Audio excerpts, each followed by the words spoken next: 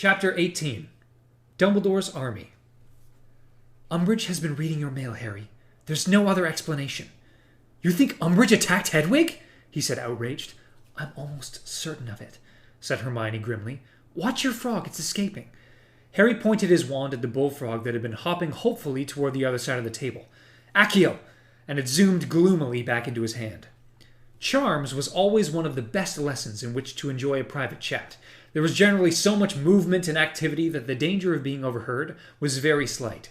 Today, with the room full of croaking bullfrogs and cawing ravens, and with the heavy downpour of rain clattering and pounding against the classroom windows, Harry, Ron, and Hermione's whispered discussion about how Umbridge had nearly caught Sirius went quite unnoticed.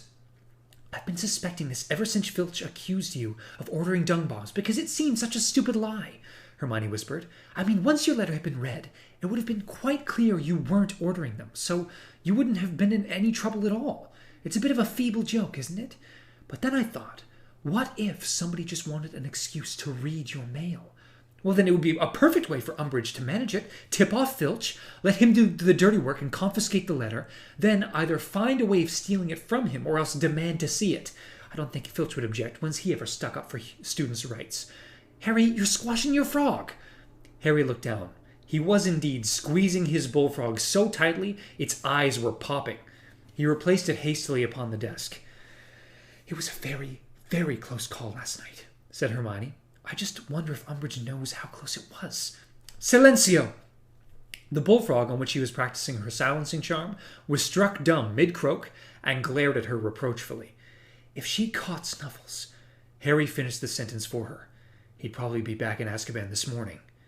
He waved his wand without really concentrating. His bullfrog swelled like a green balloon and emitted a high-pitched whistle. Silencio! Said Hermione hastily, pointing her wand at Harry's frog, which deflated silently before them. Well, he mustn't do it again, that's all. I just don't know how we're going to let him know. We can't send him an owl. I don't reckon he'll risk it again, said Ron. He's not stupid. He knows she nearly got him. Silencio! The large and ugly raven in front of him let out a derisive caw. Silencio! Silencio! The raven cawed more loudly. It's the way you're moving your wand, said Hermione, watching Ron critically. You don't want to wave it. It's more a sharp jab. Ravens are harder than frogs, said Ron testily. Fine, let's swap, said Hermione, seizing Ron's raven and replacing it with her own fat bullfrog. Silencio! The raven continued to open and close its sharp beak, but no sound came out.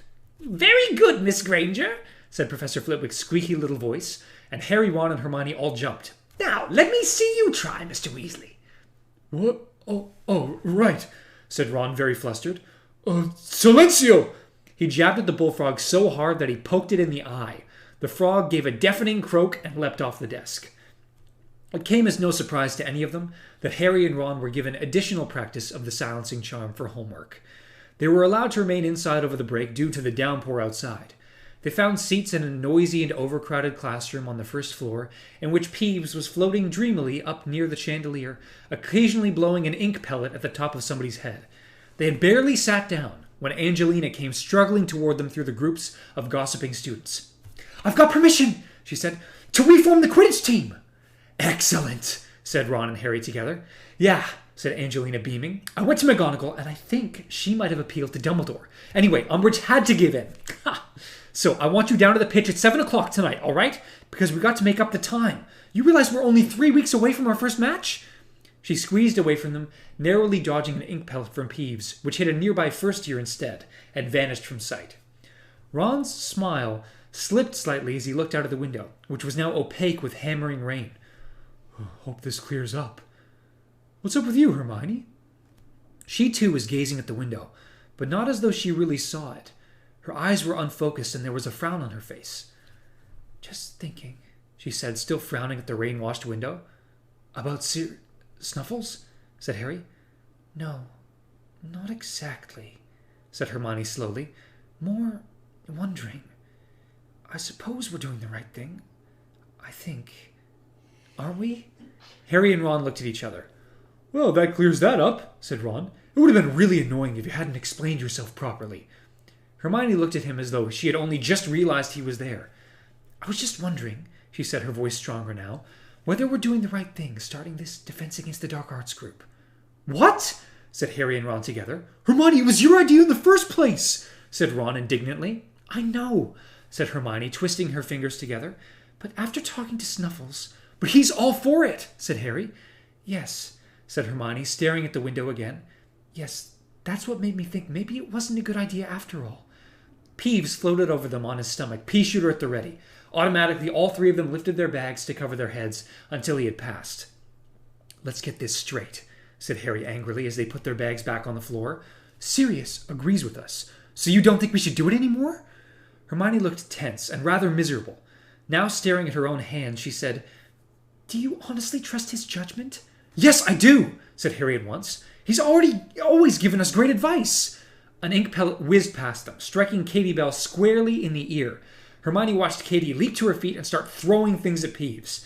It was a few moments before Hermione spoke again, and it sounded as though she was choosing her words very carefully. You don't think he's become sort of reckless since he's been cooped up in Grimmauld Place? You don't think he's kind of living through us? What do you mean, living through us? Harry retorted. I mean, well, I think he'd love to be forming secret defense societies right under the nose of someone from the Ministry. I think he's really frustrated at how little he can do where he is. So I think he's keen to kind of egg us on. Ron looked utterly perplexed. Sirius is right, he said. You do sound just like my mother. Hermione bit her lip and did not answer. The bell rang just as Peeves swooped down upon Katie and emptied an entire ink bottle over her head. The weather did not improve as the day wore on, so that at 7 o'clock that evening, when Harry and Ron went down to the Quidditch pitch for practice, they were soaked through within minutes, their feet slipping and sliding on the sodden grass. The sky was a deep, thundery gray, and it was a relief to gain the warmth and light of the changing rooms, even if they knew the respite was only temporary.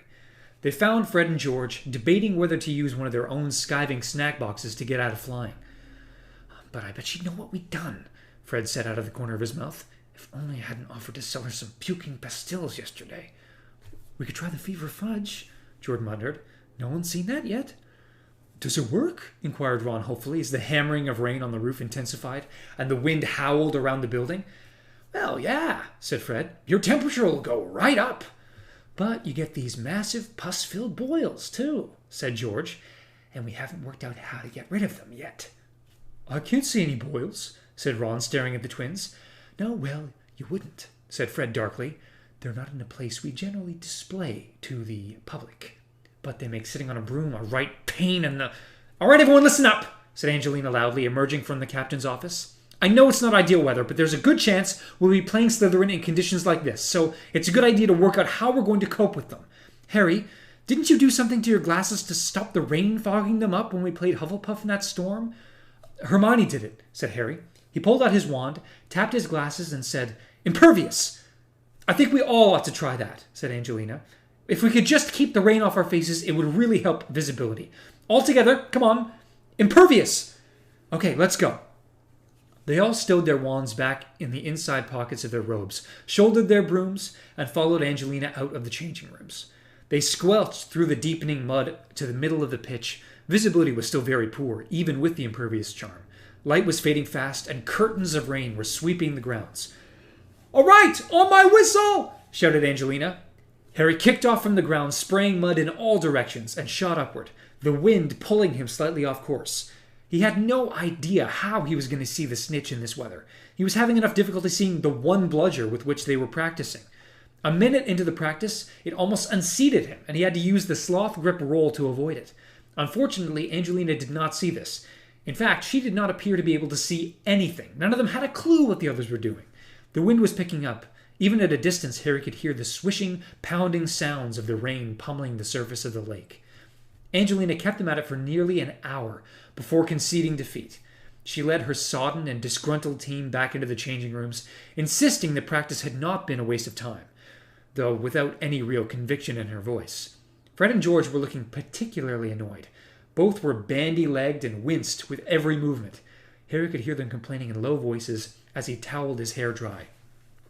I think a few of mine have ruptured, said Fred in a hollow voice. Mine haven't, said George, wincing. They're throbbing like mad. Feel bigger, if anything. Ouch, said Harry. He pressed the towel to his face, his eyes screwed tight with pain. The scar on his forehead had seared again, more painfully than in months. "What's up?" said several voices. Harry emerged from behind his towel. The changing room was blurred because he was not wearing his glasses, but he could still tell that everyone's face was turned toward him.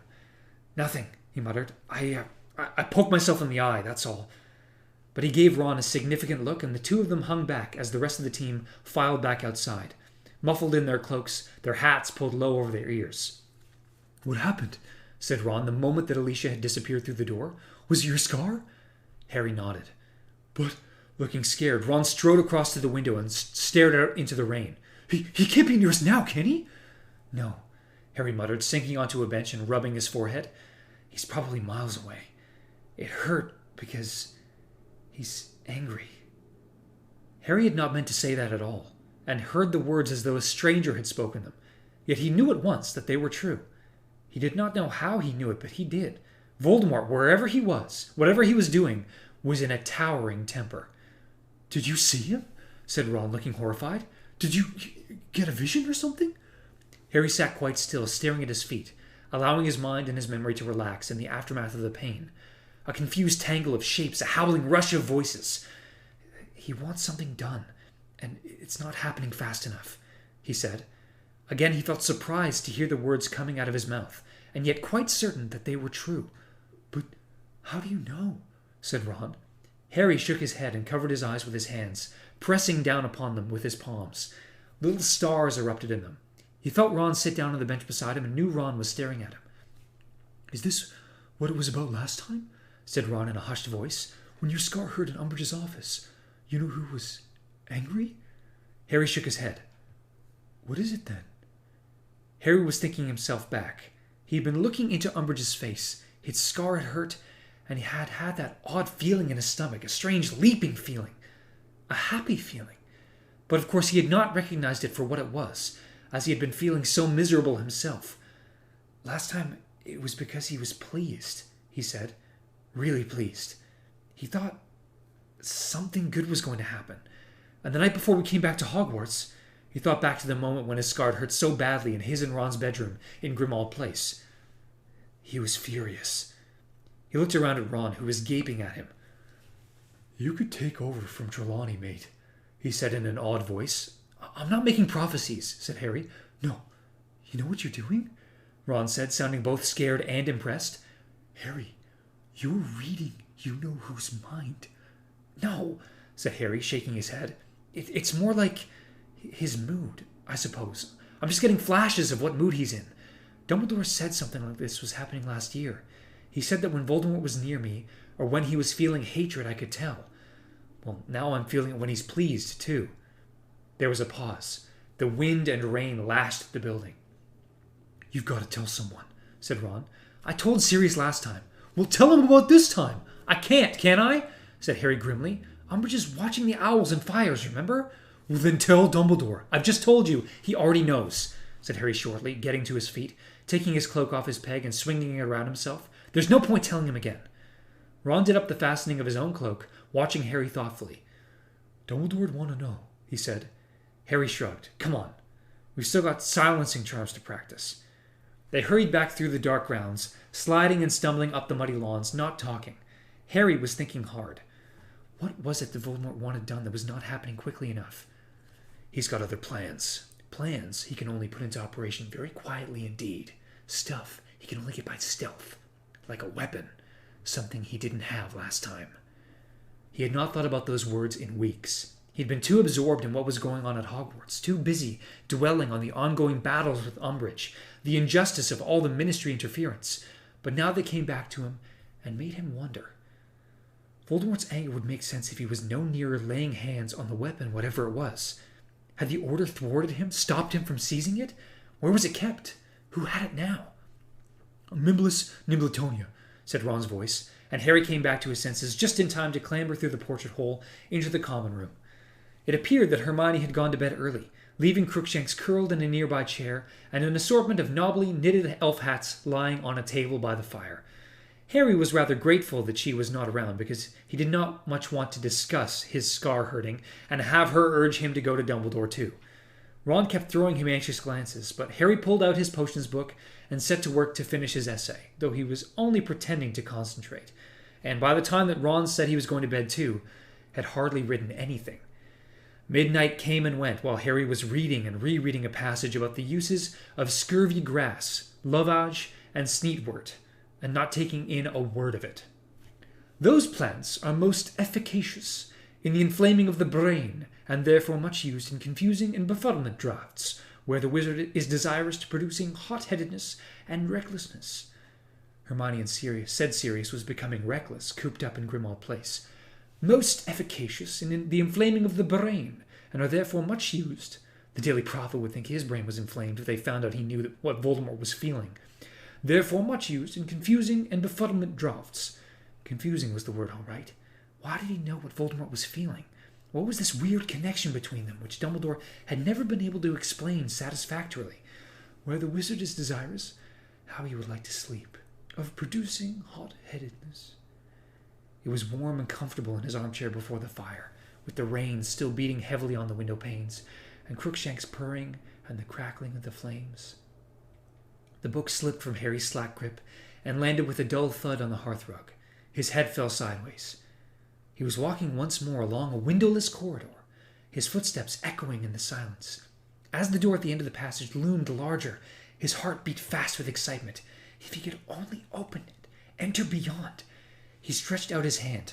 His fingertips were inches from it. "Harry Potter, sir!" He awoke with a start. The candles had all been extinguished in the common room, but there was something moving close by. "Who's there?" said Harry, sitting upright in his chair. The fire was almost extinguished, the room very dark. "Dobby has your owl, sir," said a squeaky voice. "Dobby?" said Harry thickly, peering through the gloom toward the source of the voice.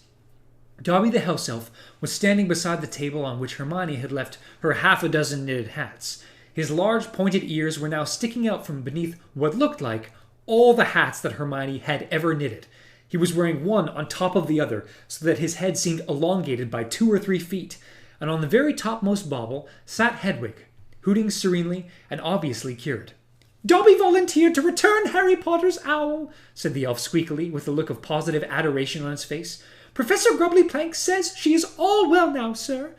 He sank into a deep bow, so that his pencil-like nose brushed the threadbare surface of the hearthrug, and Hedwig gave an indignant hoot and fluttered onto the arm of Harry's chair.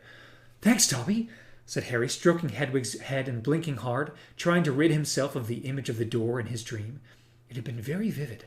Looking back at Dobby, he noticed that the elf was also wearing several scarves and innumerable socks, so that his feet looked far too big for his body. Have you been taking all the clothes Hermione's been leaving out?" "Oh, no, sir," said Dobby happily. "Dobby has been taking some for Winky, too, sir." "Yeah, how is Winky?" asked Harry.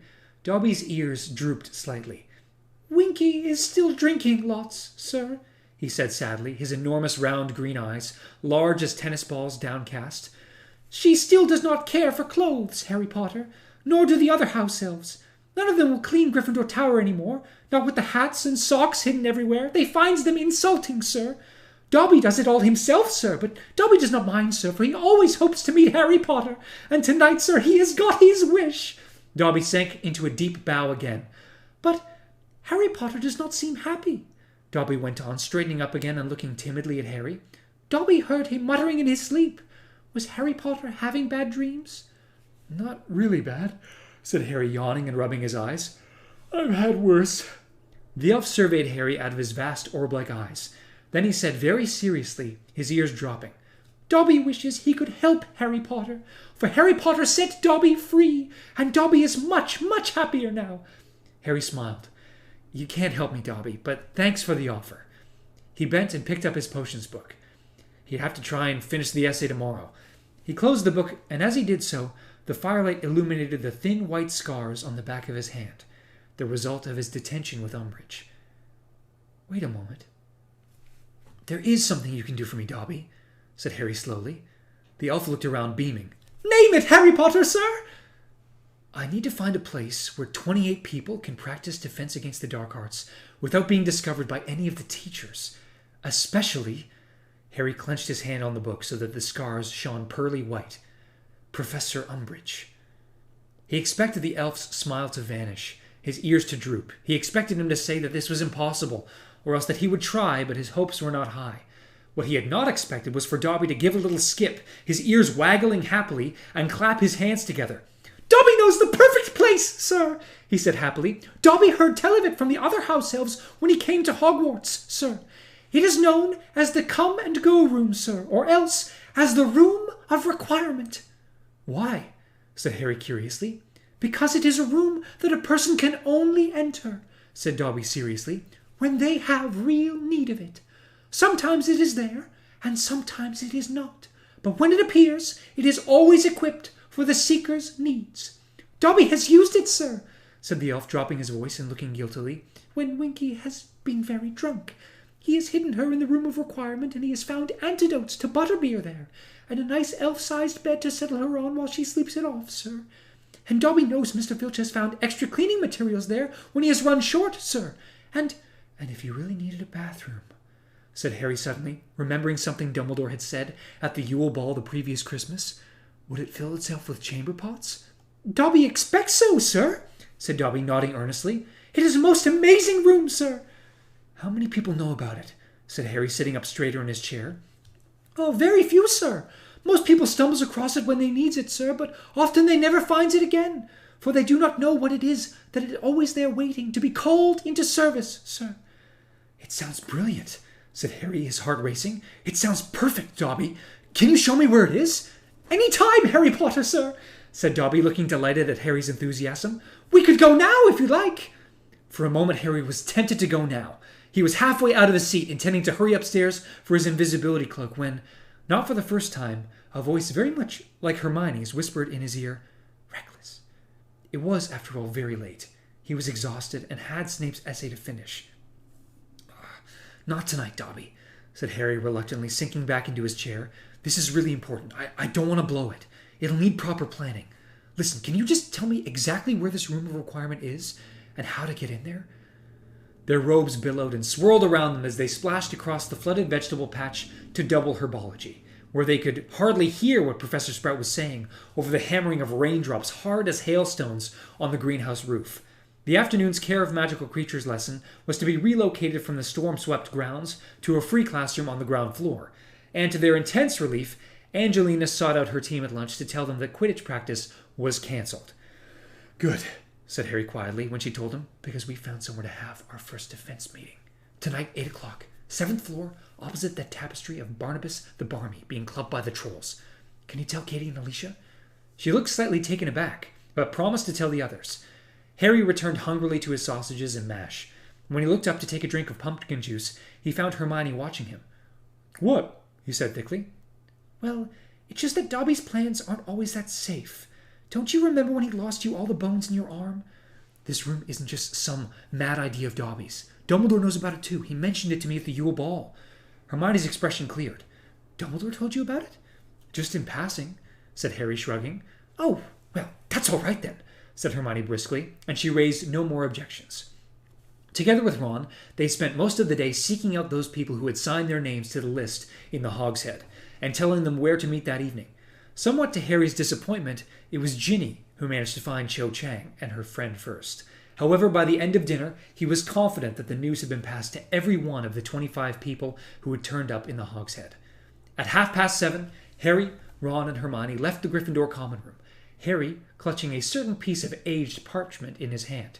Fifth years were allowed to be out in the corridors until 9 o'clock, but all three of them kept looking around nervously as they made their way up to the 7th floor. "Hold it," said Harry warningly, unfolding the piece of parchment at the top of the last staircase, tapping with his wand, and muttering, "I solemnly swear that I am up to no good." A map of Hogwarts appeared on the blank surface of the parchment. Tiny black moving dots, labeled with names, showed where various people were. "Filch is on the 2nd floor," said Harry, holding the map close to his eyes and scanning it closely. "And Mrs. Norris is on the 4th. And Umbridge?" said Hermione anxiously. "In her office," said Harry, pointing. "Okay, let's go." They hurried along the corridor to the place Dobby had described to Harry, a stretch of blank wall opposite an enormous tapestry depicting Barnabas the Barmy's foolish attempt to train trolls for the ballet. "Okay," said Harry quietly, while a moth-eaten troll paused in his relentless clubbing of the would-be ballet teacher to watch. Dobby said to walk past this bit of wall 3 times, concentrating hard on what we need. They did so, turning sharply at the window just beyond the blank stretch of wall, then at the man-sized vase on the other side. Ron had screwed up his eyes in concentration. Hermione was whispering something under her breath. Harry's fists were clenched as he stared ahead of him. We need somewhere to learn to fight, he thought. Just give us a place to practice, somewhere they can't find us. Harry, said Hermione sharply as they wheeled around after their third walk past. A highly polished door had appeared in the wall. Ron was staring at it, looking slightly wary. Harry reached out, seized the brass handle, pulled open the door, and led the way into a spacious room lit with flickering torches like those that illuminated the dungeons 8 floors below. The walls were lined with wooden bookcases, and instead of chairs, there were large silk cushions on the floor. A set of shelves at the far end of the room carried a range of instruments such as sneakoscopes, secrecy sensors, and a large cracked faux glass that Harry was sure had hung the previous year in the fake Moody's office. These will be good when we practice stunning, said Ron enthusiastically, prodding one of the cushions with his foot. And just look at these books, said Hermione excitedly, running a finger along the spines of the large leather-bound tomes. A compendium of common curses and their counteractions, the dark arts outsmarted, self-defensive spell work. Wow! She looked around at Harry, her face glowing, and he saw that the presence of hundreds of books had finally convinced Hermione that what they were doing was right. Harry, this is wonderful! There's everything we need here! And without further ado, she slid Jinxes for the Jinxed from its shelf, sank onto the nearest cushion, and began to read. There was a gentle knock on the door. Harry looked around. Ginny, Neville, Lavender, Pavati, and Dean had arrived. Whoa, said Dean, staring around impressed. What is this place? Harry began to explain, but before he had finished, more people had arrived, and he had to start all over again. By the time 8 o'clock arrived, every cushion was occupied. Harry moved across to the door and turned the key protruding from the lock. It clicked in a satisfyingly loud way, and everybody fell silent, looking at him. Hermione carefully marked her page for Jinxes for the Jinxed and set the book aside. Well, said Harry slightly nervously, this is the place we found for practices, and you've, obviously found it okay. It's fantastic, said Cho, and several people murmured their agreement. It's bizarre, said Fred, frowning around at it. We once hid from Filch in here, remember, George? But it was just a broom cupboard then. Hey, Harry, what's this stuff? Asked Dean from the rear of the room, indicating the sneakoscopes and the faux glass. Dark detectors, said Harry, stepping between the cushions to reach them. Basically, they all show when dark wizards or enemies are around, but you don't want to rely on them too much. They can be fooled. He gazed for a moment into the cracked faux glass. Shadowy figures were moving around inside it, though none was recognizable. He turned his back on it. Well, I've been thinking about the sort of stuff we ought to do first, and, he noticed a raised hand. What, Hermione? I think we ought to elect a leader, said Hermione. Harry's leader, said Cho at once, looking at Hermione as though she were mad, and Harry's stomach did yet another backflip. Yes, but I think we ought to vote on one properly, said Hermione, unperturbed. It makes it formal, and it gives him authority. So, everyone who thinks Harry ought to be our leader? Everybody put up their hands, even Zacharias Smith, though he did it very half-heartedly. Right, thanks, said Harry, who could feel his face burning. And what, Hermione? I also think we ought to have a name, she said brightly, her hands still in the air. It would promote a feeling of team spirit and unity, don't you think? Can we be the Anti-Umbridge League? Said Angelina hopefully. Or the Ministry of Magic or Morons group? Suggested Fred. I was thinking, said Hermione, frowning at Fred, more of a name that didn't tell everyone what we were up to, so we can refer to it safely outside meetings. The Defense Association? Said Cho. The DA, for short, so nobody knows what we're talking about. Yeah, DA's good, said Ginny. Only let's make it stand for Dumbledore's Army, because that's what the Ministry's worst fear, isn't it? There was a good deal of appreciative murmuring and laughter at this. All in favor of the DA? Said Hermione bossily, kneeling up on her cushioned account. That's a majority. Motion passed. She pinned the piece of paper with all their names on it on the wall and wrote Dumbledore's Army across the top in large letters. Right, said Harry when she had sat down again. Shall we get practicing then? I was thinking the first thing we should do is Expelliarmus. You know, the disarming charm? I know it's pretty basic, but I've found it really useful. Oh, please, said Zacharias Smith, rolling his eyes and folding his arms. I don't think Expelliarmus is exactly going to help us against you-know-who, do you? I've used it against him, said Harry quietly. It saved my life last June. Smith opened his mouth stupidly. The rest of the room was very quiet. "But if you think it's beneath you, you can leave," Harry said. Smith did not move, nor did anybody else. "Okay," said Harry, his mouth slightly drier than usual with all those eyes upon him. "I reckon we should all divide into pairs and practice." It felt very odd to be issuing instructions, but not nearly as odd as seeing them followed. Everybody got to their feet at once and divided up. Predictably, Neville was left partnerless. "You can practice with me," Harry told him. "Right. On the count of 3, then. 1, 2, 3. The room was suddenly filled with shouts of "Expelliarmus!" Wands flew in all directions. Missed spells hit books on the shelves and sent them flying into the air. Harry was too quick for Neville, whose wand went spinning out of his hand, hit the ceiling in a shower of sparks, and landed with a clatter on top of a bookshelf, from which Harry retrieved it with a summoning charm. Glancing around, he thought he had been right to suggest that they practice the basics first. There was a lot of shoddy spell work going on. Many people were not succeeding in disarming their opponents at all, but merely were causing them to jump backward a few paces, or wince as the feeble spell whooshed over them. "Expelliarmus!" said Neville, and Harry, caught unawares, felt his wand fly out of his hand. "I did it!" said Neville gleefully. "I've never done it before! I did it!" "Good one," said Harry encouragingly, deciding not to point out that in a real duel situation, Neville's opponent was unlikely to be staring in the opposite direction with his wand held loosely at his side. "Listen, Neville, can you take it in turns to practice with Ron and Hermione for a couple of minutes so I can walk around and see how the rest are doing?" Harry moved off into the middle of the room. Something very odd was happening to Zacharias Smith. Every time he opened his mouth to disarm Anthony Goldstein, his own wand would fly out of his hand. Yet Anthony did not seem to be making a sound. Harry did not have to look far for the solution to the mystery, however. Fred and George were several feet from him, and were taking turns to point their wands at his back. "Sorry, Harry," said George hastily when Harry caught his eye. "Couldn't resist." Harry walked around the other pairs, trying to correct those who were doing the spell wrong. Ginny was teamed with Michael Corner. She was doing very well, whereas Michael was either very bad or unwilling to jinx her. Ernie Macmillan was flourishing his wand unnecessarily, giving his partner time to get in under his guard. The Creevy brothers were enthusiastic but erratic, and mainly responsible for all the books leaping off the shelves around them.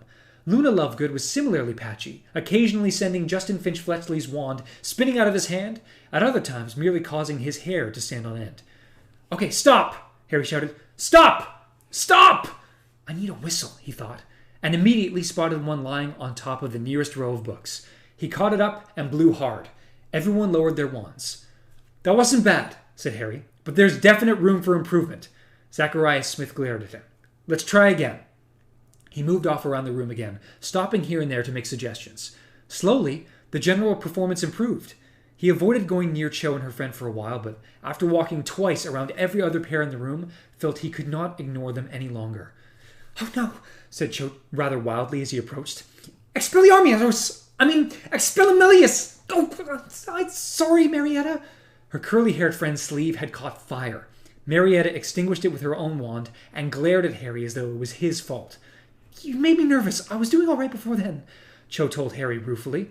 "That was quite good," Harry lied, but when she raised her eyebrows, he said, "Well, no, it was lousy, but I know you can do it properly. I was watching from over there."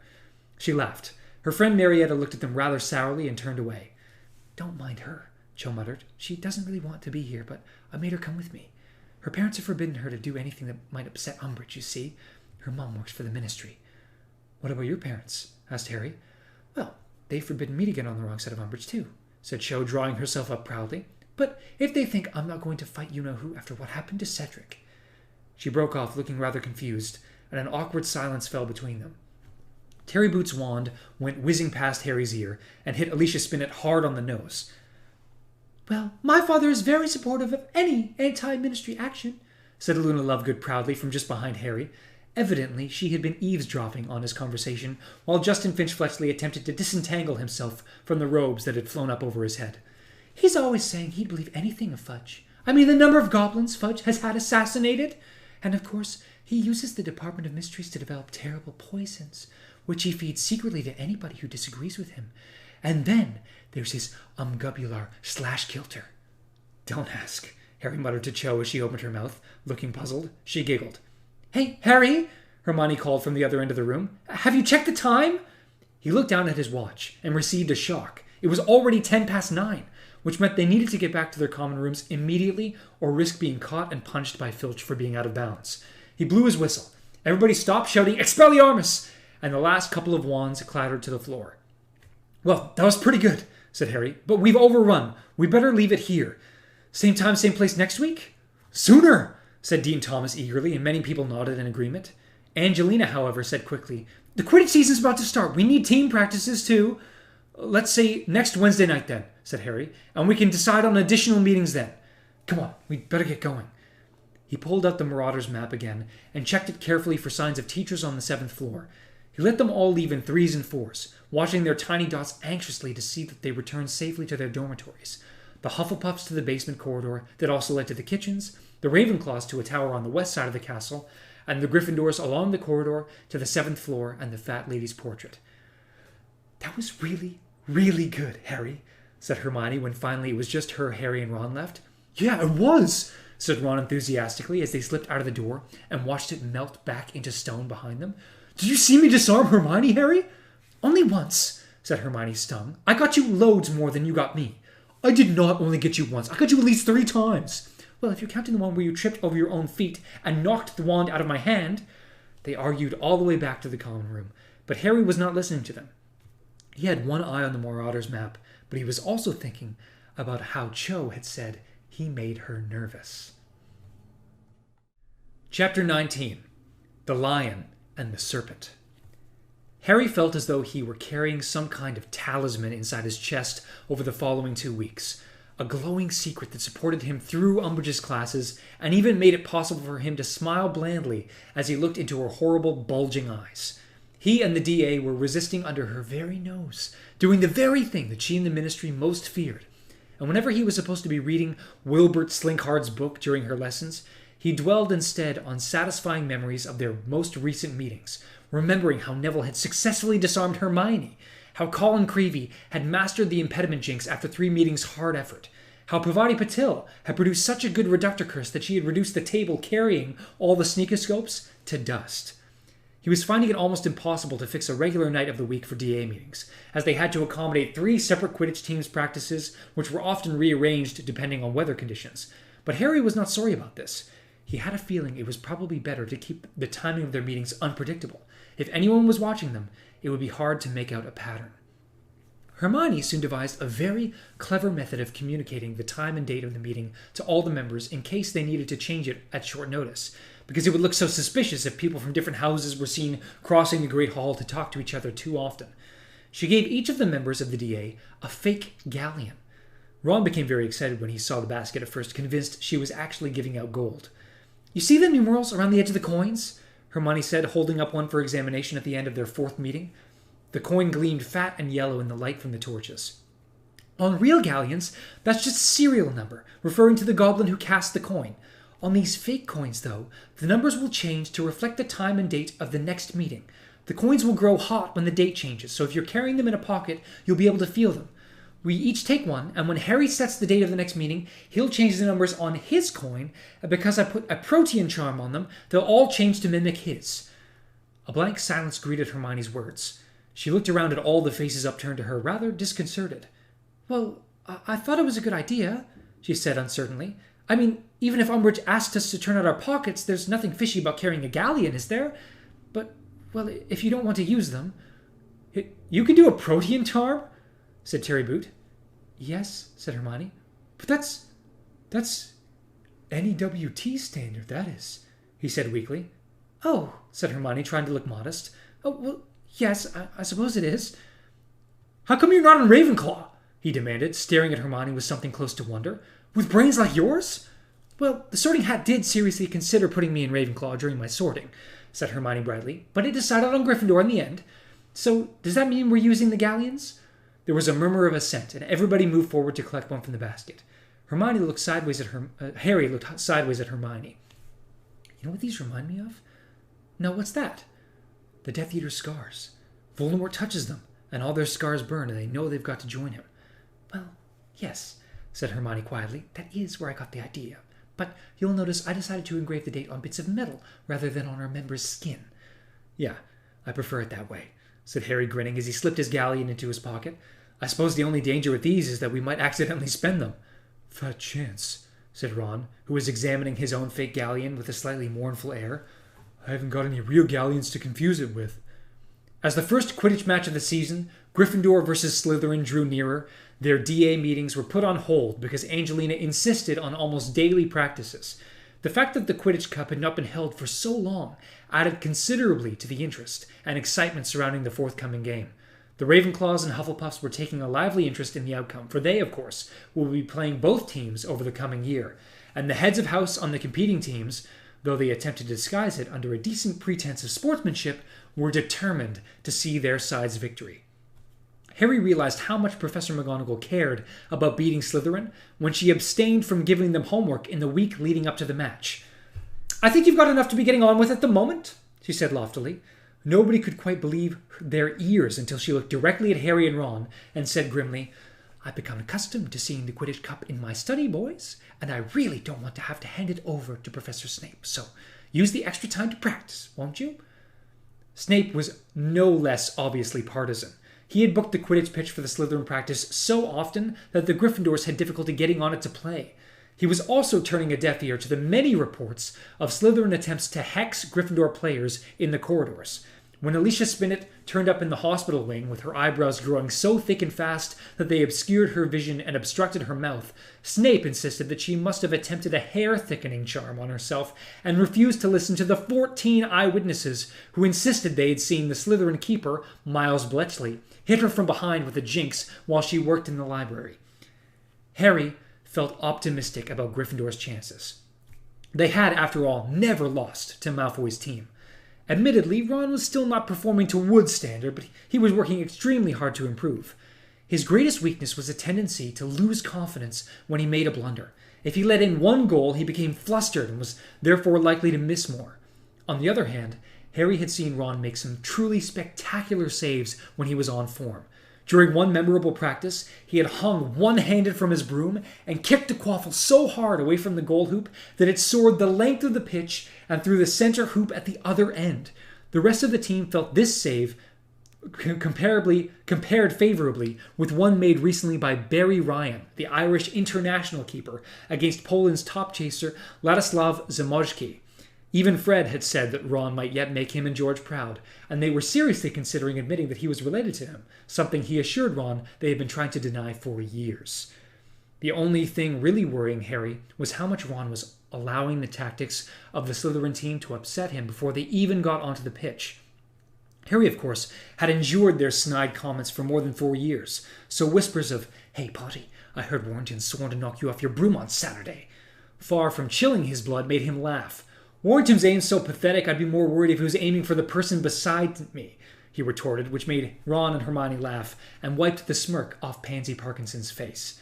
But Ron had never endured a relentless campaign of insults, jeers, and intimidation. When Slytherins, some of them 7th years and considerably larger than he was, muttered as they passed in the corridors, "Got your bed booked in the hospital wing, Weasley?" he did not laugh, but turned a delicate shade of green. When Draco Malfoy imitated Ron dropping the quaffle, which he did whenever they were in sight of each other, Ron's ears glowed red and his hands shook so badly that he was likely to drop whatever he was holding at the time, too. October extinguished itself in a rush of howling winds and driving rain, and November arrived, cold as frozen iron, with hard frosts every morning and icy drafts that bit at exposed hands and faces.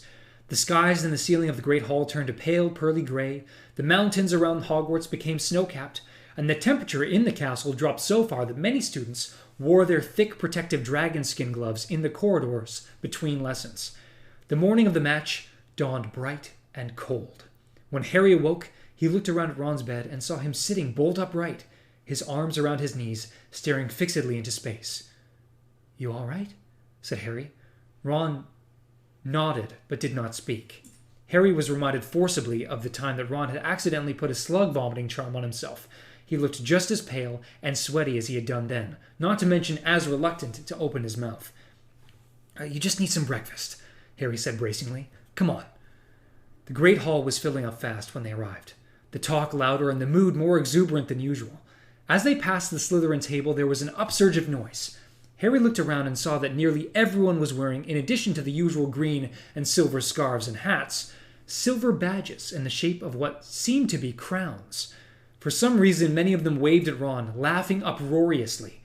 Harry tried to see what was written on the badges as he walked by, but he was too concerned to get Ron past their table quickly to linger long enough to read them. They received a rousing welcome at the Gryffindor table, where everyone was wearing red and gold, but far from raising Ron's spirits, the cheers seemed to sap the last of his morale. He collapsed onto the nearest bench, looking as though he were facing his final meal. "I must have been mental to do this," he said in a croaky whisper. "Mental." "Don't be thick," said Harry firmly, passing him a choice of cereals. "You're going to be fine. It's normal to be nervous." "I'm rubbish," croaked Ron. "I'm lousy. I can't play to save my life. What was I thinking?" "Get a grip," said Harry sternly. "Look at that save you made with the foot the other day. Even Fred and George said it was brilliant." Ron turned a tortured face to Harry. "That was an accident," he whispered miserably. "I didn't mean to do it. I slipped off my broom when none of you were looking, and I was trying to get back on. I kicked the quaffle by accident." "Well," said Harry, recovering quickly from this unpleasant surprise, "a few more accidents like that and the game's in the bag, isn't it?" Hermione and Ginny sat down opposite them, wearing red and gold scarves, gloves, and rosettes. "How are you feeling?" Ginny asked Ron, who was now staring into the dregs of milk at the bottom of his empty cereal bowl, as though seriously considering attempting to drown himself in them. "He's just nervous," said Harry. "Well, that's a good sign. I never feel you perform as well in exams if you're not a bit nervous," said Hermione heartily. "Hello," said a vague and dreamy voice from behind them. Harry looked up. Luna Lovegood had drifted over from the Ravenclaw table. Many people were staring at her, and a few openly laughing and pointing. She had managed to procure a hat shaped like a life-size lion's head, which was perched precariously on her head. "I'm supporting Gryffindor," said Luna, pointing unnecessarily at her hat. "Look at what it does." She reached up and tapped the hat with her wand. It opened its mouth wide and gave an extremely realistic roar that made everyone in the vicinity jump. "It's good, isn't it?" said Luna happily. "I wanted to have it chewing up a serpent to represent Slytherin, you know, but there wasn't time. Anyway, good luck, Ronald." She drifted away. They had not quite recovered from the shock of Luna's hat before Angelina came hurrying toward them, accompanied by Katie and Alicia, whose eyebrows had mercifully been returned to normal by Madame Pomfrey. "When you're ready," she said, "we're going to go straight down to the pitch, check out the conditions, and change." "We'll be there in a bit," Harry assured her. "Ron's just got to have some breakfast." It became clear after 10 minutes, however, that Ron was not capable of eating anything more, and Harry thought it best to get him down to the changing rooms. As they rose from the table, Hermione got up too, and taking Harry's arm, she drew him to one side. "Don't let Ron see what's on those Slytherin's badges," she whispered urgently. Harry looked questioningly at her, but she shook her head warningly. Ron had just ambled over to them, looking lost and desperate. "Good luck, Ron," said Hermione, standing on tiptoe and kissing him on the cheek. "And you, Harry." Ron seemed to come to himself slightly as they walked back across the great hall. He touched the spot on his face where Hermione had kissed him, looking puzzled, as though he was not quite sure what had just happened. He seemed too distracted to notice much around him, but Harry cast a curious glance at the crown-shaped badges as they passed the Slytherin table, and this time he made out the words etched onto them. "Weasley is our king." With an unpleasant feeling that this could mean nothing good, he hurried Ron across the entrance hall, down the stone steps, and out into the icy air. The frosty grass crunched under their feet as they hurried down the sloping lawns toward the stadium. There was no wind at all, and the sky was a uniform pearly white, which meant that visibility would be good without the drawback of direct sunlight in the eyes. Harry pointed out these encouraging factors to Ron as they walked, but he was not sure that Ron was listening. Angelina had changed already and was talking to the rest of the team when they entered. Harry and Ron pulled on their robes. Ron attempted to do his up back to front for several minutes before Alicia took pity on him and went to help, and then sat down to listen to the pre-match talk while the babble of voices outside grew steadily louder as the crowd came pouring out of the castle toward the pitch. "Okay, I've only just found out the final lineup for Slytherin," said Angelina, consulting a piece of parchment. "Last year's beaters, Derek and Bowl, have left now, but it looks as though Montague's replaced them with the usual gorillas rather than anyone who can fly particularly well. There are two blokes called Crabbe and Goyle. I don't know much about them." "We do," said Harry and Ron together. "Well, they don't look bright enough to tell one end of a broom from another," said Angelina, pocketing her parchment. "But then I was always surprised Derek and Bowl managed to find their way onto the pitch without signposts." "Crabbe and Goyle are in the same mold," Harry assured her. They could hear hundreds of footsteps mounting the banked benches of the spectators' stands now. Some people were singing, though Harry could not make out the words. He was starting to feel nervous, but he knew his butterflies were nothing to Ron's, who was clutching his stomach and staring straight ahead, his jaw set and his complexion pale gray. "It's time," said Angelina in a hushed voice, looking at her watch. "Come on, everyone. Good luck." The team rose, shouldered their brooms, and marched in single file out of the changing room and into the dazzling sunlight. A roar of sound greeted them in which Harry could still hear singing, though it was muffled by the cheers and whistles. The Slytherin team were standing waiting for them. They too were wearing those silver crown-shaped badges. The new captain, Montague, was built along the same lines as Dudley, with massive forearms and hairy hams. Behind him lurked Crabbe and Goyle, almost as large, blinking stupidly in the sunlight, swinging their new beaters' bats. Malfoy stood to one side, the sunlight gleaming on his white blonde head. He caught Harry's eye and smirked, tapping the crown-shaped badge on his chest. "Captains, shake hands," ordered the umpire, Madam Hooch, as Angelina and Montague reached each other. Harry could tell that Montague was trying to crush Angelina's fingers, though she did not wince. "Mount your brooms." Madam Hooch placed her whistle in her mouth and blew. The balls were released, and the 14 players shot upward. Out of the corner of his eye, Harry saw Ron streak off toward the goal hoops. He zoomed higher, dodging a bludger, and set off on a wide lap of the pitch, gazing around for a glint of gold on the other side of the stadium. Draco Malfoy was doing the exact same. "And it's Johnson! Johnson with the quaffle! What a player that girl is! I've been saying it for years, but she still won't go out with me." "Jordan!" yelled Professor McGonagall. "Just a fun fact, Professor. Adds a bit of interest." "And she's ducked Warrington. She's passed Montague. She's... ouch! Been hit from behind by a bludger from Crabbe." Montague catches the quaffle. Montague heading back off the pitch, and nice bludger there from George Weasley. That's a bludger to the head for Montague. He drops the quaffle, caught by Katie Bell. Katie Bell of Gryffindor reverse passes to Alicia Spinnet, and Spinnet's away. Lee Jordan's commentary rang through the stadium, and Harry listened as hard as he could through the wind whistling in his ears and the din of the crowd, all yelling and booing and sinning. Dodges Warrington, avoids a bludger, close call Alicia, and the crowd are loving this. Just listen to them. What's that they're singing? And as Lee paused to listen, the song rose loud and clear from the sea of green and silver in the Slytherin section of the stands. "Weasley cannot save a thing. He cannot block a single ring. That's why Slytherins all sing. Weasley is our king. Weasley was born in a bin. He always lets the quaffle in. Weasley will make sure we win. Weasley is our king." "And Alicia passes back to Angelina!" Lee shouted, and as Harry swerved, his insides boiling at what he had just heard, he knew Lee was trying to drown out the sound of the singing. "Come on now, Angelina. Looks like she's got the keeper to beat. She shoots. Ah!" Bletchley, the Slytherin keeper, had saved the goal. He threw the quaffle to Warrington, who sped off with it, zigzagging in between Alicia and Katie. The singing from below grew louder and louder as he drew nearer and nearer Ron. "Weasley is our king. Weasley is our king. He always lets the quaffle in. Weasley is our king." Harry could not help himself. Abandoning his search for the snitch, he turned his firebolt toward Ron, a lone figure at the far end of the pitch, hovering before the 3 goal hoops while the massive Warrington pelted toward him. And it's Warrington with the quaffle, Warrington heading for the goal. He's out of bludger range with just the keeper ahead.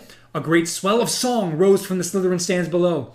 "Weasley cannot save a thing. He cannot block a single ring." So it's the first test for the new Gryffindor keeper, Weasley, brother of the beaters, Fred and George, and a promising new talent on the team. Come on, Ron!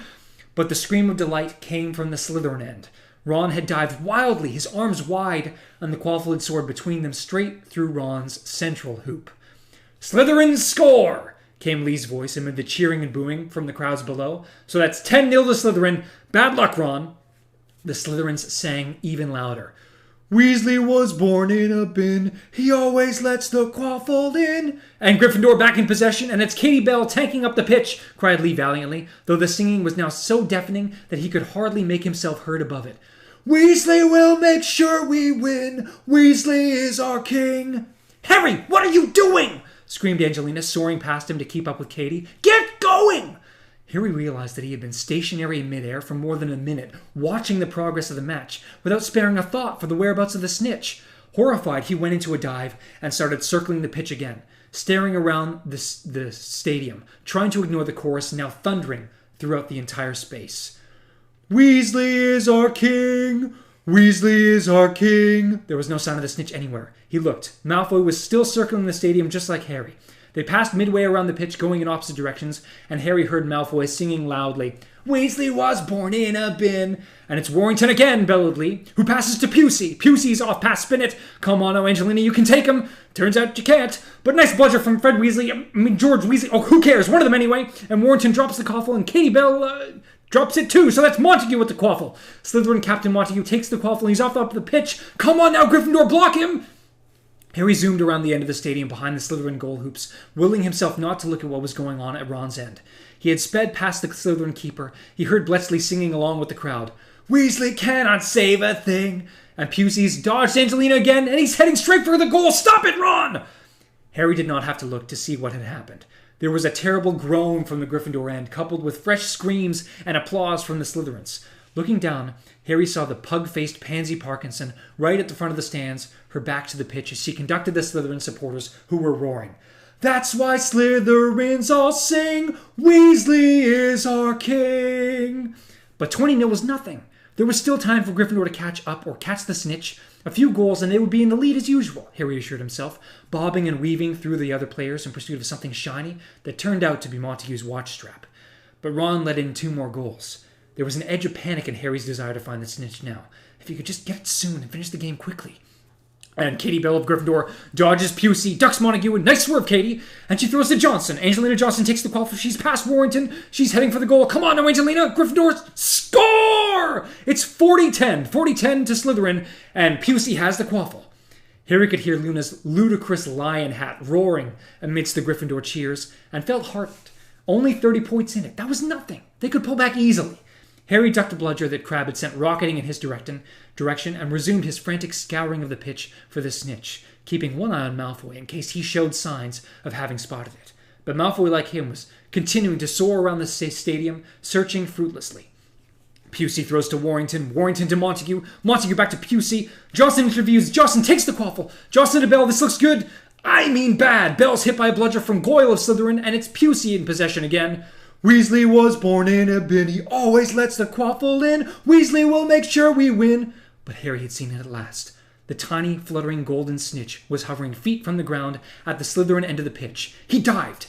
In a matter of seconds, Malfoy was streaking out of the sky on Harry's left, a green and silver blur lying flat on his broom. The snitch skirted the foot of one of the goal hoops and scooted off toward the other side of the stands. Its change of direction suited Malfoy, who was nearer. Harry pulled his firebolt around. He saw, and Malfoy and him were now neck and neck. Feet from the ground, Harry lifted his right hand from his broom, stretching toward the snitch to his right. Malfoy's arm extended too, reaching, groping. It was over in 2 breathless, desperate, windswept seconds. Harry's fingers closed around the tiny, struggling ball. Malfoy's fingers scrabbled the back of Harry's hand hopelessly. Harry pulled his broom upward, holding the struggling ball in his hand, and the Gryffindor spectators screamed their approval. They were saved. It did not matter that Ron had let in those goals. Nobody would remember as long as Gryffindor had won. Wham! A bludger hit Harry squarely in the small of the back, and he flew forward off his broom. Luckily, he was only 5 or 6 feet above the ground, having dived so low to catch the snitch, but he was winded all the same as he landed flat on his back on the frozen pitch. He heard Madame Hooch's shrill whistle, an uproar in the stands compounded of catcalls, angry yells, and jeering, a thud, then Angelina's frantic voice. Are you all right? Of course I am, said Harry grimly, taking her hand and allowing her to pull him to his feet. Madame Hooch was zooming toward one of the Slytherin players above him, though he could not see who it was at this angle. It was that thug Crabbe, said Angelina angrily. He whacked the bludger at you the moment he saw you got the snitch. But we won, Harry, we won! Harry heard a snort from behind him and turned around, still holding the snitch tightly in his hand. Draco Malfoy had landed close by, white-faced with fury. He was still managing to sneer. Saved Weasley's neck, haven't you? He said to Harry. I've never seen a worse keeper. But then he was born in a bin. Did you like my lyrics, Potter? Harry did not answer. He turned away to meet the rest of the team, who were now landing one by one, yelling and punching the air in triumph, all except Ron, who had dismounted from his broom over by the goalposts and was making his way slowly back to the changing rooms alone. We wanted to write another couple of verses, Malfoy called as Katie and Alicia hugged Harry, but we couldn't find rhymes for fat and ugly. We wanted to sing about his mother, see? Talk about sour grapes, said Angelina, casting Malfoy a disgusted look. We couldn't fit in a useless loser, either, for his father, you know. Fred and George had realized what Malfoy was talking about. Halfway through shaking Harry's hand, they stiffened, looking around at Malfoy. Leave it, said Angelina at once, taking Fred by the arm. Leave it, Fred. Let him yell. He's just sore he lost. The jumped-up little... But you like the Weasleys, don't you, Potter? Said Malfoy, sneering. Spending holidays there and everything, don't you? Can't see how you stand the stink. But I suppose you've been dragged up by muggles. Even the Weasleys' hovel smells okay. Harry grabbed hold of George. Meanwhile, it was taking the combined efforts of Angelina, Alicia, and Katie to stop Fred leaping on Malfoy, who was laughing openly. Harry looked around for Madame Hooch, but she was still berating Crabbe for his illegal bludger attack.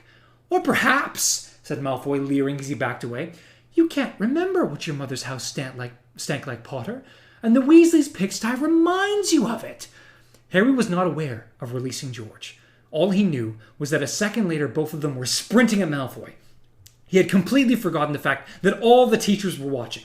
All he wanted to do was cause Malfoy as much pain as possible. With no time to draw out his wand, he merely drew back the fist clutching the snitch and sank it as hard as he could into Malfoy's stomach.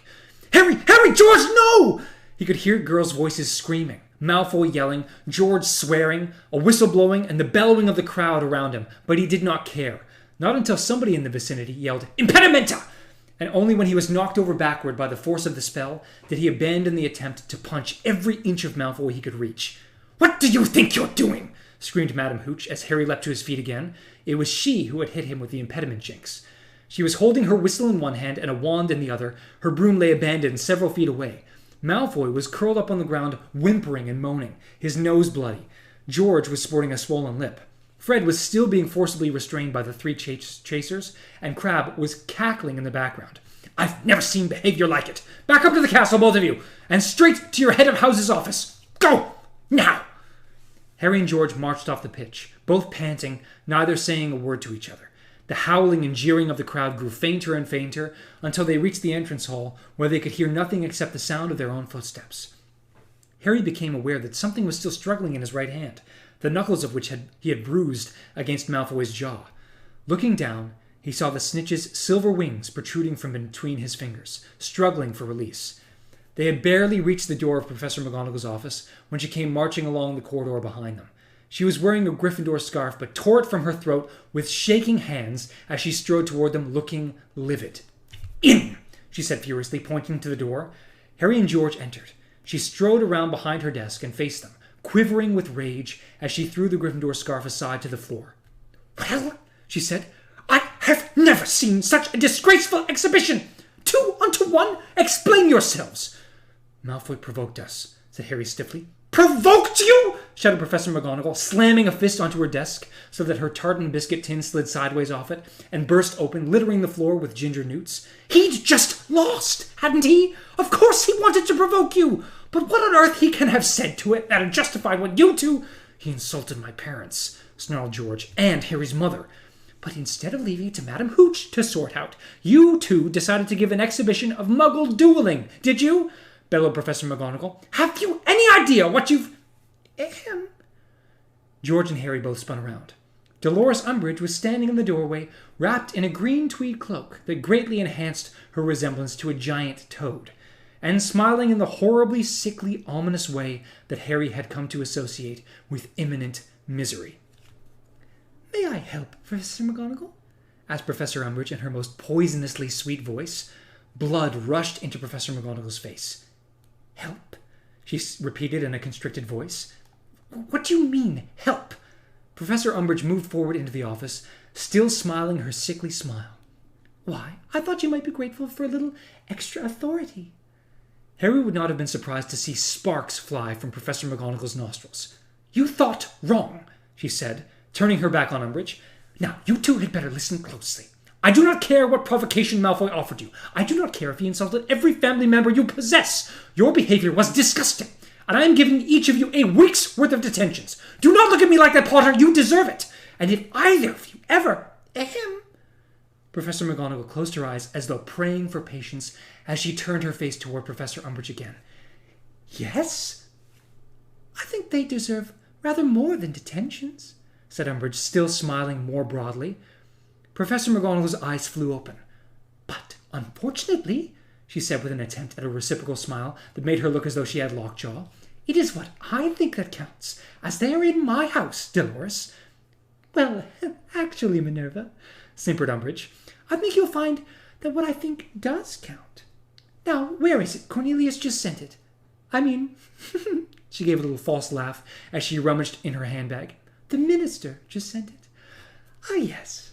She had pulled out a piece of parchment that she now unfurled, clearing her throat fussily before starting to read what it said. Ahem. Educational Decree, number 25. Not another one! Exclaimed Professor McGonagall violently. Well, yes, said Umbridge, still smiling. As a matter of fact, Minerva, it was you who made me see that we needed a further amendment. You remember how you overrode me when I was unwilling to allow the Gryffindor Quidditch team to reform? How you took the case to Dumbledore, who insisted that the team be allowed to play?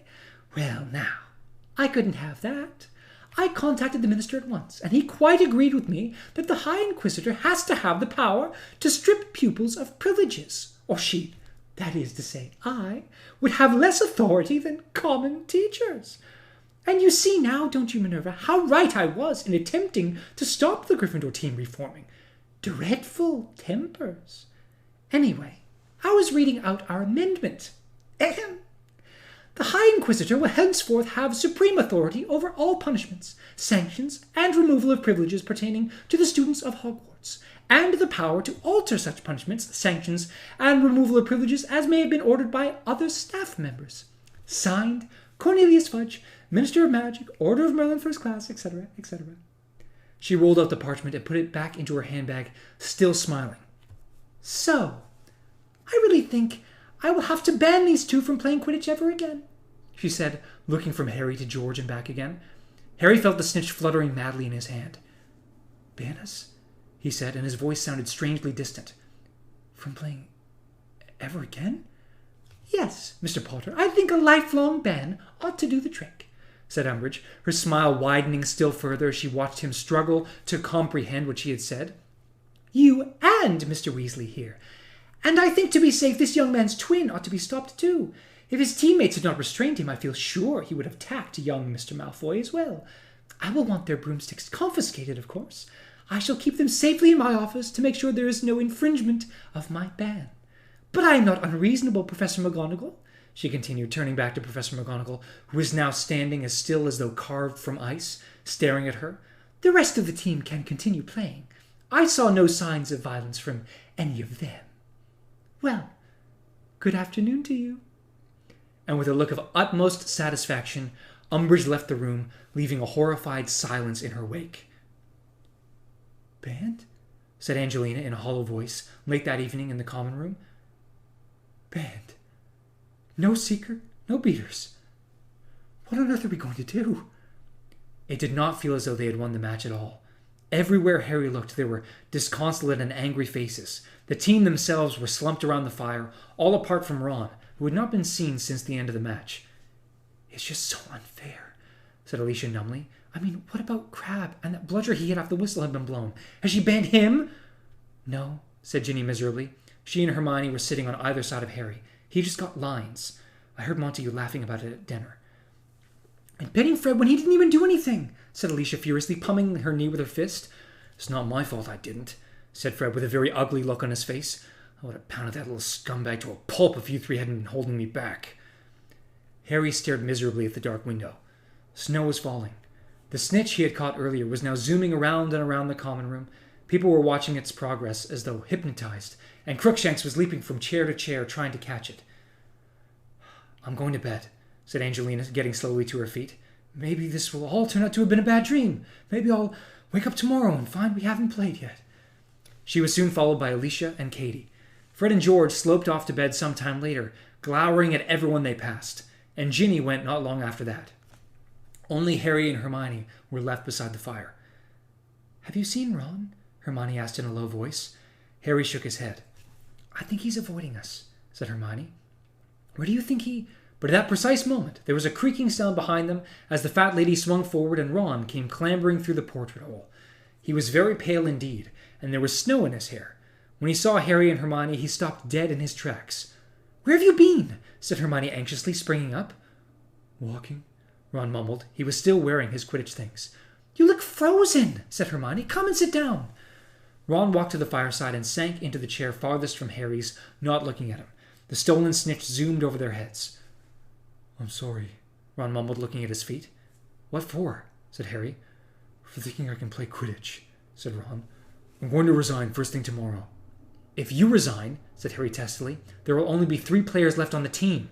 And when Ron looked puzzled, he said, "I've been given a lifetime ban. So have Fred and George." "What?" Ron yelped. Hermione told him the full story. Harry could not bear to tell it again. When she had finished, Ron looked more anguished than ever. "This is all my fault." "You didn't make me punch Malfoy," said Harry angrily. "If I wasn't so lousy at Quidditch, it's got nothing to do with that. It was that song that wound me up. It would have wound anyone up." Hermione got up and walked to the window, away from the argument, watching the snow swirling down against the pane. "Look, drop it, will you?" Harry burst out. "It's bad enough without you blaming yourself for everything." Ron said nothing, but sat gazing miserably at the damp hem of his robes. After a while, he said in a dull voice, "This is the worst I've ever felt in my life." "Join the club," said Harry bitterly. "Well," said Hermione, her voice trembling slightly, "I can think of one thing that might cheer you both up." "Oh, yeah?" said Harry skeptically. "Yeah," said Hermione, turning away from the pitch-black, snow-flecked window, a broad smile spreading across her face. "Hagrid's back."